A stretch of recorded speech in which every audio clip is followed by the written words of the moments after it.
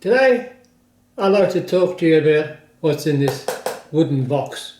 It's a tool that I found quite useful, and I keep it in this box because it is fragile. It could, if you dropped it, it would shatter. What is it? It's a soldering ceramic plate, a honeycomb plate. You may not have seen these before, but there it is. Series of holes like a tooling plate, and they've got approximately 1¼ millimetre holes in them, but they're there for allowing the stress, the heat and the stress and all that to be balanced, and also saves on the ceramic. I found a use for the ferrule bootlace crimps. If you watch my other video you'll learn all about them, and the small orange ones happen to fit inside. Now some holes are a bit hard, some are a bit soft, but you can twist them in and they fit. Why is that important? Well, the plate's sort of designed for, if you're doing brazing, you can put stuff on it. Anything up to 1000 degrees centigrade, that's pretty hot.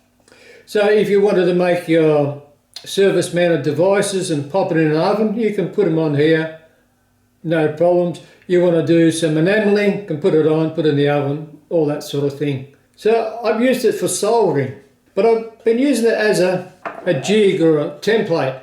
Sometimes you want to solder, join two bits of wires together, and the thicker ones have a hard curve in them, and each time you try to straighten it up, they flick back and you're trying to solder and they're undoing, or they end up soldering together on an angle like that, which you don't want.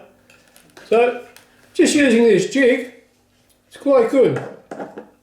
I've had to extend the lead of this air solenoid for the CNC lathe I'm making.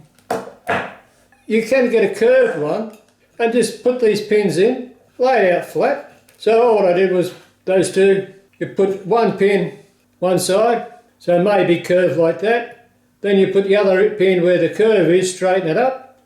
So you have two pins, one on either side, and then you put the final one in opposite to lock it down, like such. Then with the taper, because there's different size wires and all that sort of thing, you can, as you push it down, the taper will sit on top of the wire and push it in.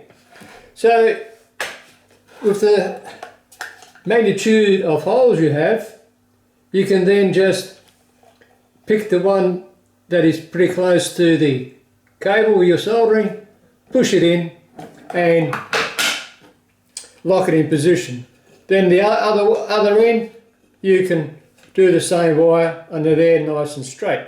I use flux even, I use soldered flux, but I also add a little bit of flux, so really don't want it soaking into the ceramic. So I just put a bit of paper underneath, put on the little bit of flux, take the paper out, and then solder it, and I can keep the heat on and all that. So it's quite good. You may have, say, 50 wires to solder.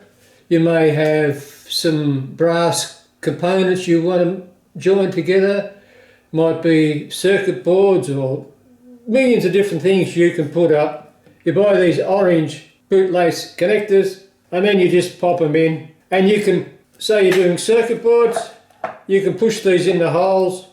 You can have a series, so you can have one row of wire, one row, set it all up, then you come back, boom, boom, boom, boom, boom, boom, boom, all done perfect, all done straight, that way, that way, that way, and for $7, that's all it costs, $7. Of course, you could go out the back and find your own bit of ceramic clay and push all holes in it, thousands of holes in it, a bit cheaper I suppose, but keep it in the old box I had, protect it, and it's there, safe and ready anytime I want to use it. So, as always, Thanks for watching and catch you next time.